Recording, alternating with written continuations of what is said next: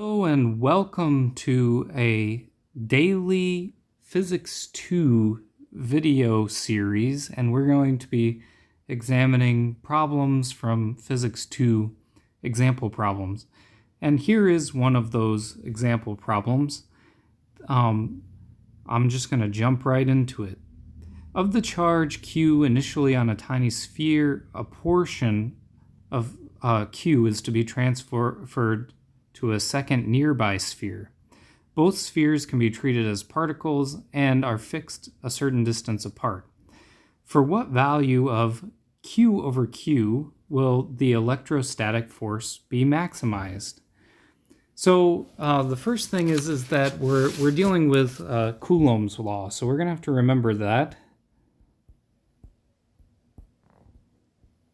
So these spheres can be treated as separate particles. When you're dealing with separate particles, it's slightly easier than if you're dealing with a continuous, say, line of charge or something like that. So we can just jump directly to Coulomb's law.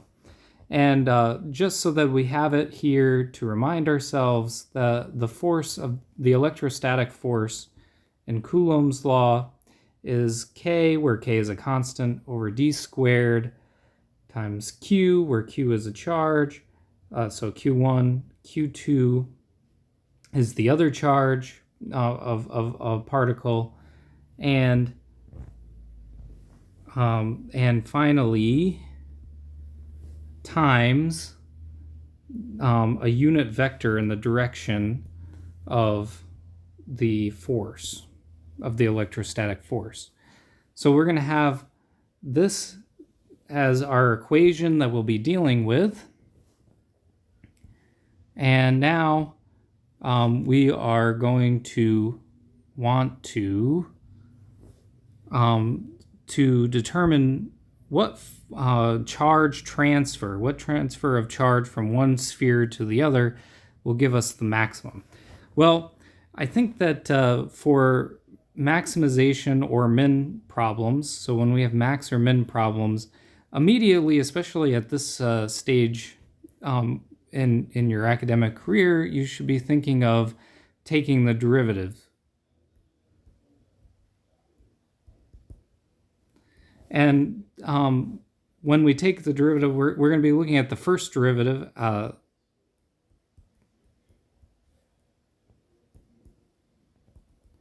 And we're going to find the critical points, which means that we have to find the first derivative and set it equal to 0. So that's how we find those critical points. But first we have to get the equation in terms of what we have written here. So we have a large charge Q and a small charge little q. And notice that when we transfer some of the large charge Q, that means that the large charge Q is going to decrease on the one sphere by an amount Q, a lowercase q. So what I'm going to do is I'm going to write that out. So I'm going to say our Q1 is just going to be equal to little q, and our Q2 is going to be equal to big Q minus little q, because obviously we're removing some charge from the initial sphere. And so now we can rewrite the electrostatic force. So we can say Fe now in terms of our little q and big Q here. And that's going to be K, which is again that constant, over d squared, which is the distance between them, times now Q times big Q minus Q. And then again, in the direction of, we're going to have a unit vector in the direction of that force. But what we're really concerned with here is this part, because we're not asking about the direction. We just want to know when the force is maximized. And obviously, a unit vector doesn't matter to us so much. And then there's another thing that we can also notice that we don't actually need here, which is this part. So we know that the distance is constant, so that's not changing. It's not a function of q or anything like this. And k is just a constant in general, so we don't need to worry about either of those.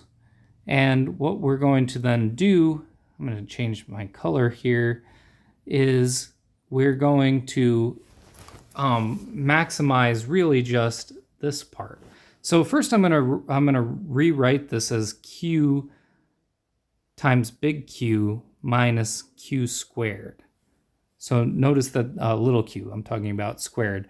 So notice that this is our this is the part that's actually going to be important to us.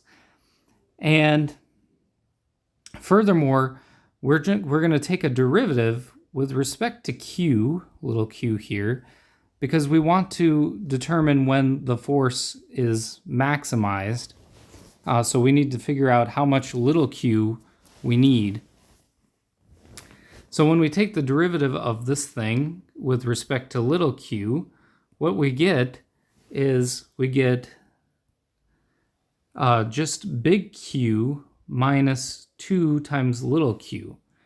And recall that what we said was we need to set this equal to 0 in order to find either a max or a min. And in a second, I'll talk about how we can tell if it's a max or a min, which also comes from calculus. So that means that q minus 2q has to be equal to 0, which is the same thing as q equal to 2q. And finally, we were looking for this ratio, right? We wanted to know what the ratio of little q to big Q is. So I have to divide the big Q over, and that's going to give me 1 is equal to 2q over big Q. And finally, to finish off that ratio, that means that little q over big Q is equal to 1/2. So that means that Q is going to be half as large as big Q in order to maximize the force between these particles. Okay? And finally, we actually really should verify that this is a maximum. It's possible, for instance, that maybe the question that was asked has no solution. It's doubtful that they would actually do that, but we definitely should check just to be 100% positive. So remember, the quantity that we were interested in was q times big Q minus q squared. This was the quantity. And if we wanted to tell if this is a max or a min, and dq of this, dq of this is equal to just big Q minus 2 times q, we really need to take the second derivative, because this is called the second derivative test. So that's what we're going to do. And we're going to say d squared dq squared of q minus q squared. Well, that's going to be equal to, well, this is just a constant when we're talking about little q, so that goes away. And what we're left with is -2. Now, the second derivative test says that if the second derivative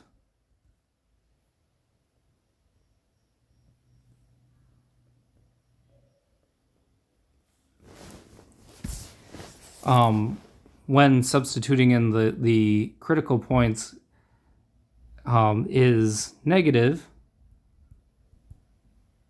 then we have a maximum. On the flip side, if it's positive, we have a min. And finally, if it's 0, which obviously has no sign, then the second derivative test is inconclusive. Now, if I substitute in the critical value of q, I still get a -2 here, because -2 is just a constant. So this is always negative, which means that this is a maximum. There's no time when it could be a minimum or anything like that. And so we're happy. We know that, again, this is a maximum. That's all that I have for this video. I hope you enjoyed it and you come back again next time.